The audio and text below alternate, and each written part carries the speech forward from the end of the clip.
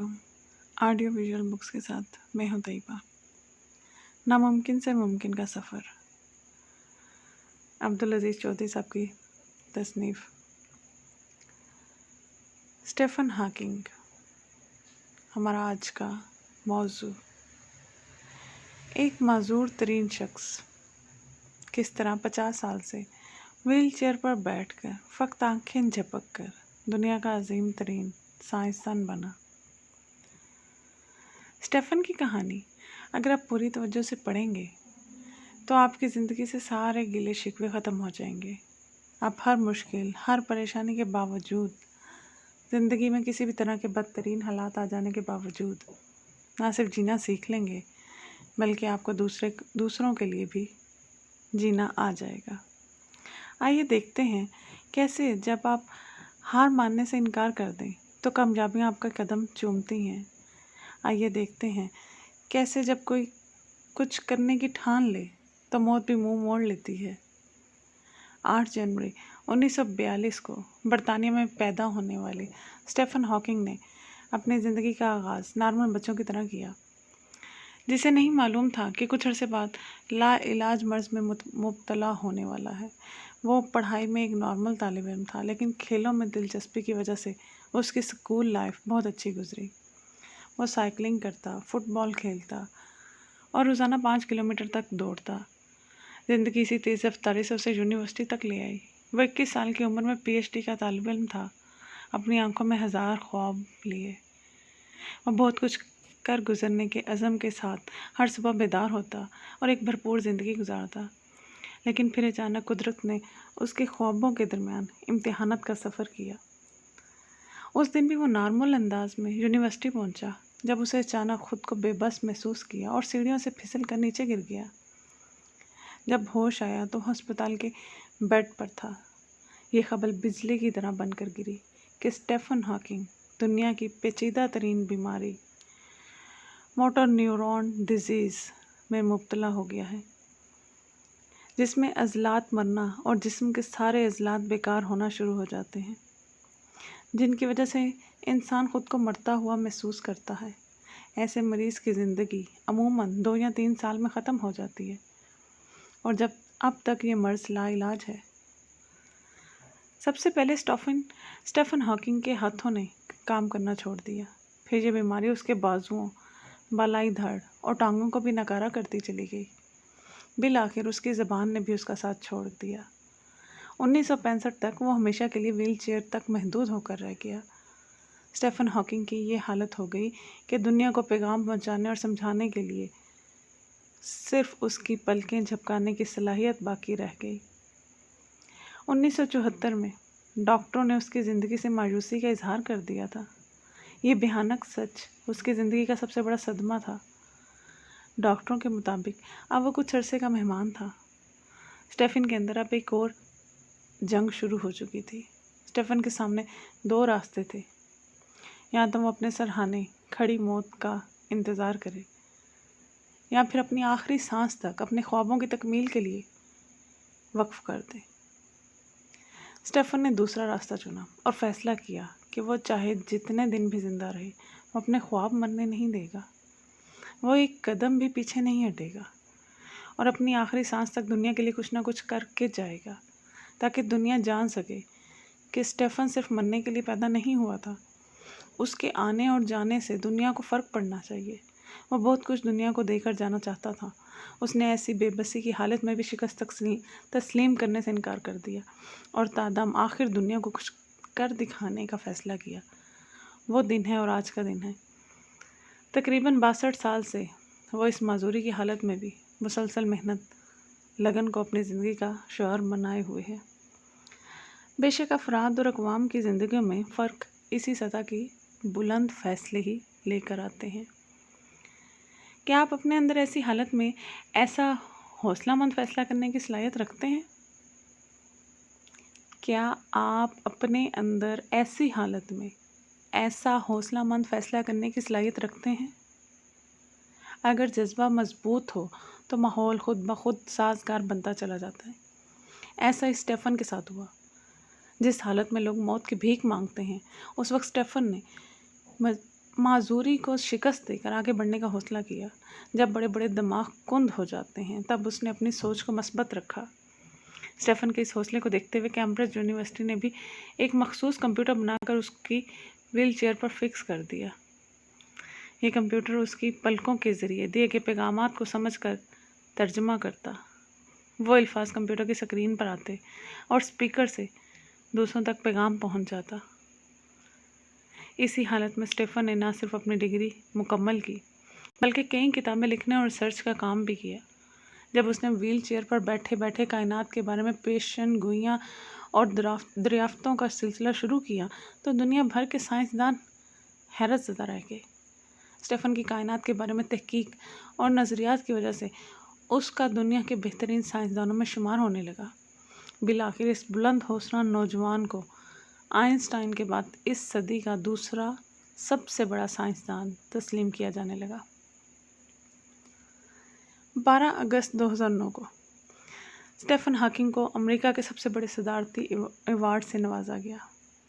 وہ اپنے تاثرات، خیالات اور احساسات کا اظہار اپنے چہرے سے کرنے سے قاصر ویل چیئر پر بیٹھا ایک ایسا شخص ہے جس کی کامیابی دنیا میں کسی معجزے سے کم نہیں۔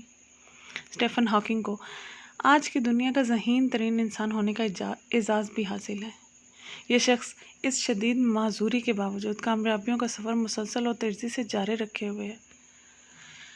اللہ پاک قرآن کریم میں اس بات کی نشاندہی فرماتے ہیں کہ یہ کائنات ابھی نامکمل ہے اور اس میں ہر روز نئے سیارے پیدا ہو رہے ہیں۔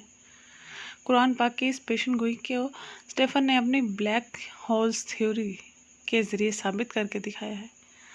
اسٹیفن کی مشکل ترین زندگی دنیا کو یہ سبق دیتی ہے کہ اگر انسان کے حوصلے بلند ہوں، مستقل مزاجی اس کا خاصہ ہو تو دنیا میں کچھ بھی ناممکن نہیں ہے۔ کوئی معذوری، کوئی مشکل، کوئی حادثہ، کوئی سانحہ، کوئی تکلیف آپ کو آپ کی منزل سے دور نہیں رکھ سکتی۔ کوئی چیز آپ کو کامیابی کے جھنڈے گاڑنے سے نہیں روک سکتی۔ بس شرط ہے ہمت کی، حوصلے کی، تحمل کی۔ ہم مانیں یا نہ مانیں، حقیقت ہے کہ ہماری اپنی نالائکی، پست ہمتی، بہانہ سازی اور بے یقینی ہی مشکلات کو ناممکنات کا نام دے دیتی ہے۔ ہم ہمت ہار کر، اسے قسمت کا نام دے کر، ساری زندگی اسے تقدیر کا لکھا کہہ کر، ناکامی کو گلے لگا کر زندگی گزار دیتے ہیں۔ تصور کریں ایک ایسی حالت جس میں اسٹیفن جیسا بلند حوصلہ شخص کئی سالوں سے ہلنے جلنے، چلنے پھرنے، بولنے سے قاصر ہے، زندگی ایسے جیسے بوجھ بن گئی ہو۔ شاید انسان اس حالت میں گن گن کر دن گزارنے لگے اور اسے موت کے انتظار کے علاوہ کوئی اور بات نہ سوجے۔ اس حالت میں بھی اسٹیفن کی ہمت اور حوصلہ اسے صدی کے عظیم ترین سائنسدانوں کے صف اول میں لا کھڑا کر دیتا ہے۔ اسٹیفن ہاکنگ کو ایسے ہی دنیا کے بہترین سائنسدانوں میں شمار نہیں کیا۔ اس نے سائنس کی دنیا میں ایسے ایسے انکشافات کیے جن کی دریافت کئی سائنسدان خوابوں میں ہی کرتے رہے۔ اسٹیفن نے کائنات میں ایسا بلیک ہول دریافت کیا جس میں سے روزانہ نئے سیارے پیدا ہو رہے ہیں۔ اس نے ایسی شعاعیں بھی دریافت کی جو کائنات کے اندر بڑی بڑی تبدیلیوں کا باعث بن رہی ہیں۔ یہ بات شاید قارئین کے لیے ناقابل یقین ہو کہ فزکس اور ریاضی کے شعبے میں دنیا کے تمام سائنسدان اسٹیفن کو اپنا استاد مانتے ہیں۔ دنیا کی سب سے زیادہ پڑھی جانے والی کتاب a brief history of the time, جس کا شمار دنیا کی تہلکہ مچا دینے والی کتابوں میں ہوتا ہے، جسے اسٹیفن نے پلکوں کے اشاروں کی مدد سے لکھا ہے۔ اسٹیفن مایوس لوگوں کے لیے زندگی کی ایک بھرپور امید ہے۔ اسے دیکھنے والے مایوسیوں کے بھنور سے نکل کر پھر سے جینا سیکھ جاتے ہیں۔ اس کی بے مثال کامیابیاں اور جینے کا عزم دنیا کے ہر شخص کے لیے حوصلوں کا سمندر ہے۔ ہر وہ بے ہمت شخص جو دنیا کی ہر نعمت ہونے کے باوجود قسمت کا رونا روتا ہے، اسٹیفن اس سے سوال کرتا ہے کہ اگر وہ اتنی شدید معذوری کے باوجود آج اس مقام تک پہنچ سکتا ہے تو دیگر لوگ کیوں ساکت ہیں؟ کیوں کچھ بڑا کر دکھانے کے جذبے سے محروم ہیں؟ کس رکاوٹ کو اپنی ہار کا نام دے کر بیٹھ کے ہیں؟ ہمارا سب سے بڑا مسئلہ یہ ہے کہ ہم اس عظیم نعمتوں والی زندگی کے باوجود ایسے پتلے بن کر رہ گئے ہیں جن کا مقصد صرف کھانا، پینا، کمانا، وقت گزارنا ہے۔ اپنی زندگی کی ڈوریں ہم نے اپنے ہی جیسے انسانوں کو سونپ رکھی ہیں وہ جیسے چاہتے ہیں ہمیں نچاتے ہیں۔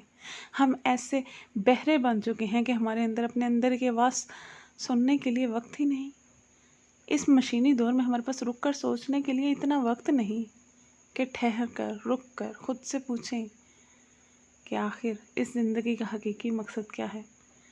اسٹیفن کے بارے میں ہم جتنا پڑھتے جاتے ہیں اور پھر اس کا موازنہ اس کی روزمرہ مشکلات اور اس کے جسم سے لپٹی معذوریوں سے کرتے جاتے ہیں تو حیرانگی بڑھتی چلی جاتی ہے کہ یہ سب کیسے ممکن ہے۔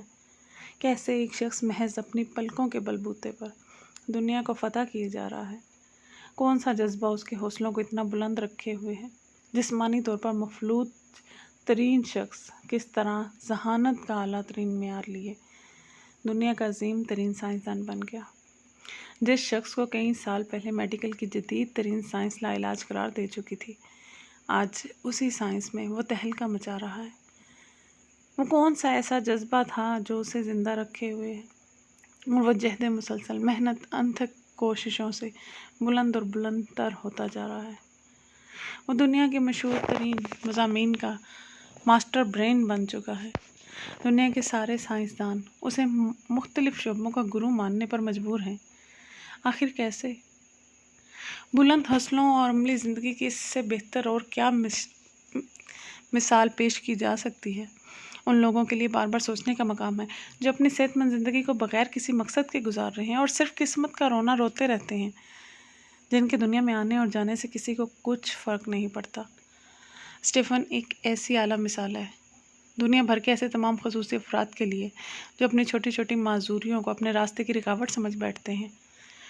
مایوسی کی یہ انتہا ہوتی ہے کہ دنیا بھر کا بوجھ اٹھانے کی سکت رکھنے والے خود کو ہی زمین پر بوجھ تصور کرتے ہیں اور وہ اسی خام خیالی میں مبتلا ہیں کہ وہ کسی کے قابل نہیں، وہ کوئی عظیم کام کیسے کر سکتے ہیں۔ حالانکہ ان کو اس بات کا یقین ہونا چاہیے کہ ان کا خالق اس کائنات کے شاہکار کو پیدا کرنے والا سب سے بڑا فنکار اور تخلیق کا ماہر ہے، لہٰذا اس کے تخلیق کردہ ہر انسان یا فن پارے میں چند ایسے گن ضرور ہوتے ہیں جو اسے دیگر افراد سے ممتاز کرنے کے لیے کافی ہیں۔ ضرورت اس امر کی ہے کہ عظیم کاریگر کی کاریگری کو ذہن میں رکھتے ہوئے اپنے اندر مخفی خوبصورتی کو تلاش کرنا ہے اور اسے جلا دینی ہے تاکہ اللہ کی یہ تخلیق ایک بے مثال تخلیق بن کر ابھر سکے۔ لیکن نادان لوگ اپنا وقت برباد کر رہے ہیں۔ اگر وہ کھلی آنکھوں سے دنیا کو دیکھ سکیں تو ان کے لیے اسٹیفن جیسی بہت مثالیں موجود ہیں، انہیں یہ سمجھانے کے لیے کہ زندگی بوجھ اور مایوسی کا نام نہیں ہے۔ اگر وہ ان مثالوں کو سمجھ سکیں تو ان کے حوصلے کبھی پست نہ ہوں، انہیں اپنی پہچان ہو جائے۔ اسٹیفن نے اس بے جان ویل چیئر پر 65 سال بیٹھ کر جو عزت و شہرت کمائی وہ اپنی جگہ، مگر اس مشکل ترین زندگی کے باوجود اسٹیفن جو اس دنیا کے لیے کر رہا ہے وہ ایک بلا شبہ ایک عظیم ترین کام ہے۔ اسے دنیا کی ذہین ترین شخص کے اعزاز کے ساتھ تقریباً دنیا کے بہترین 13 عالمی ایوارڈ سے نوازا گیا ہے۔ اسٹیفن کی زندگی آپ سے ایک چھوٹا سا سوال پوچھتی ہے، کیا آپ نارمل انسان ہیں؟ اللہ نے آپ کو صحت دی ہے، اس کے باوجود آپ بہانوں کا لبادہ اوڑھ کر اپنی زندگی کے دن بوجھل گزار رہے ہیں۔ کیوں آپ کے دماغ میں یہ بات سما گئی ہے کہ یہی زندگی آپ کا مقدر ہے؟ کیوں عظیم کامیابیاں آپ کے لیے نہیں ہیں؟ کیوں آپ کو معمولی سے مشکلات پہاڑ جیسی نظر آتی ہیں؟ کیوں آپ نے خود ساختہ بہانوں اور رکاوٹوں کی جیل میں خود کو قید کر رکھا ہے؟ کیا آپ اپنی اس زندگی سے مطمئن ہیں؟ اگر نہیں تو انتظار کس بات کا ہے؟ یاد رکھیں، عمل والا کل کبھی نہیں آتا۔ کل کی راہ دیکھنے والے ہمیشہ خود ساختہ خول میں قید رہ کر زندگی گزار دیتے ہیں۔ ان کی کامیابی کا سورج کبھی طلوع نہیں ہوتا۔ خود کو اس خول سے آزاد کیجیے۔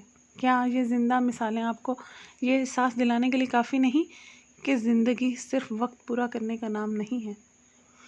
اپنے مقصد کی شناخت کیجیے۔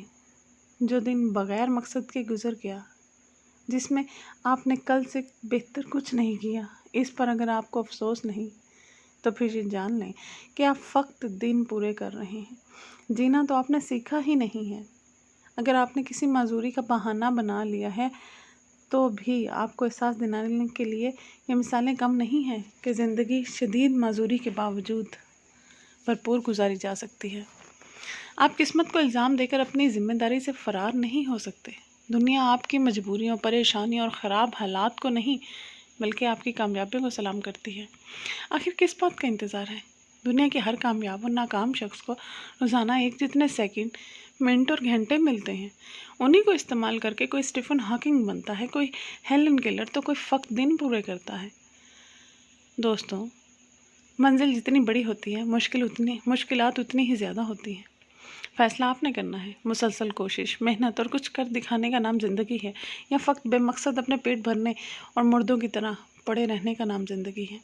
اپنی زندگی میں ہر خوف کو نکال کر اپنے خوابوں کے سفر کا آغاز کریں، اس سے پہلے کہ آپ کے دماغ سے چمٹے ہوئے ناکامی کے خوف کے سائے آپ کو اپنی لپیٹ میں لے لیں اور آپ کی تمام صلاحیتوں کو کھا جائیں۔